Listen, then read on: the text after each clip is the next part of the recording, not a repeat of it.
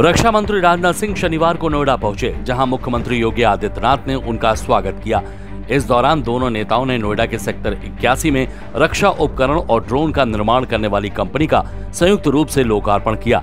वहीं इस अवसर पर आयोजित कार्यक्रम में रक्षा मंत्री ने कहा कि भारत अब आत्मनिर्भरता की राह पर है और मेक इन इंडिया अभियान के तहत देश में अत्याधुनिक तकनीक विकसित हो रही है।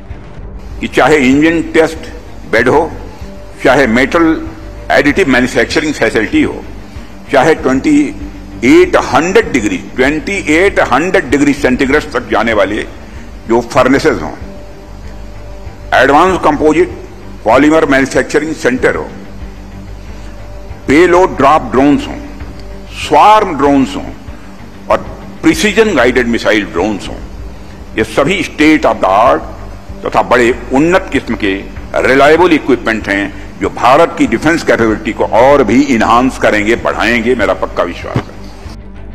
इस मौके पर सीएम योगी ने कहा कि उत्तर प्रदेश तेजी से औद्योगिक विकास की ओर अग्रसर है और ड्रोन तकनीक आने वाले समय में सुरक्षा, कृषि, आपदा प्रबंधन और औद्योगिक क्षेत्र में क्रांतिकारी बदलाव लाने वाली है।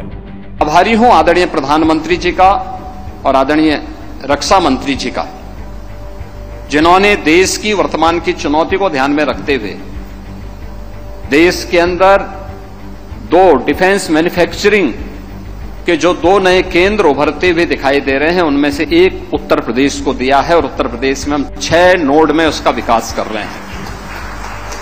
अब तक हम लोगों ने 12,500 एकड़ लैंड डिफेंस मैन्युफैक्चरिंग कॉरिडोर के लिए अलीगढ़, आगरा, कानपुर, लखनऊ, झांसी और चित्रकूट में उपलब्ध करवाया है। और अब नोएडा स्थित राफे एम्फिब कंपनी के बारे में भी नजर डाल लेते हैं। नोएडा के सेक्टर 81 में स्थित राफे एम फाइबर कंपनी की नोएडा यूनिट का लोकार्पण।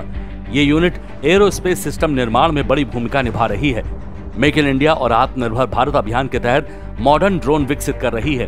कंपनी के 700 से ज्यादा ड्रोन का प्रयोग ऑपरेशन सिंदूर के तहत किया गया है, जिसने दुश्मन की लोकेशन से लेकर कई अहम रोल अदा किए हैं। ड्रोन निर्माण जैसी परियोजनाएं न सिर्फ देश की सुरक्षा को मजबूत करती हैं, बल्कि युवाओं के लिए रोजगार के नए अवसर भी खोलती हैं।